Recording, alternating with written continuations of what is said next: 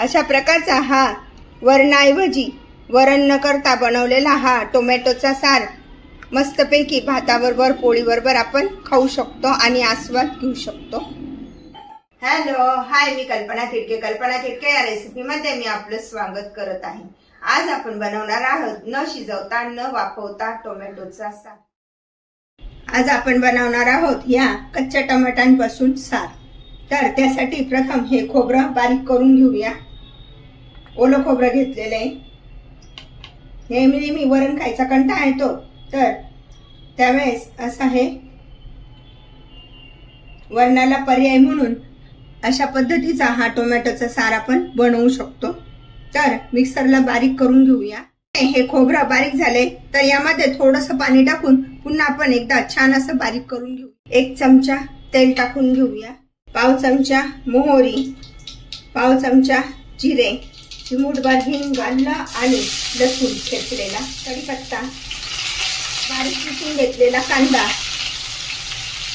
सर्व साईडचं व्यवस्थित परतून घेऊया। कांदा छान परतला गेलाय तर त्यामध्ये टाकून घेऊया पाव चमचा हळद आणि हे वाटण करून घेतलेले खोबऱ्याचं ते पण टाकून घेऊया। मिक्सरच्या भांड्यामध्ये खोबरं काढून घेतलंय, त्यामध्येच हा कच्चा टोमॅटो आता आपण बारीक करून घेऊया।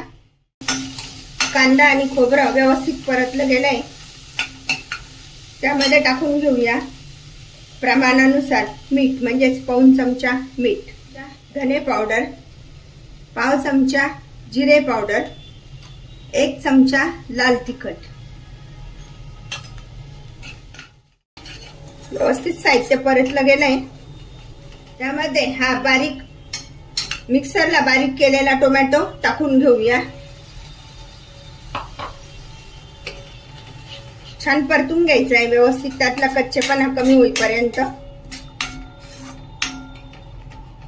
नेहमी वरण खायचा कंटाळा येतो, तर त्याऐवजी आपण अशा प्रकारचा हा सार करू शकतो। टोमॅटो छान आता परतून घेऊया। अशा पद्धतीने टोमॅटोला छान असं तेल सुटलंय आणि टोमॅटो चांगला परतला गेलाय, तर त्यामध्ये आता आपण ज्या प्रमाणानुसार आपल्याला सार बनवायचा आहे तर तितकं पाणी टाकून घेऊया।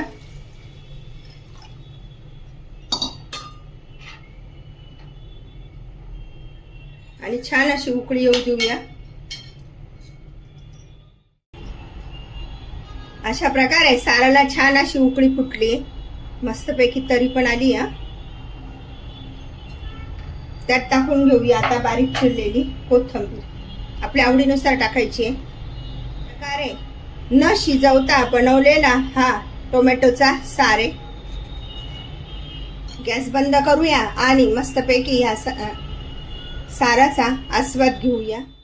वाफवता न उकडवता बनवा टोमॅटोचा सार। अशा प्रकारचा सार तुम्ही पण बनवा आणि मला मात्र कळवा कसा झाला आहे तो। लाईक आणि सबस्क्राईब करायला विसरू नका। पुन्हा आपण भेटूया नवीन रेसिपीसह। थँक्यू।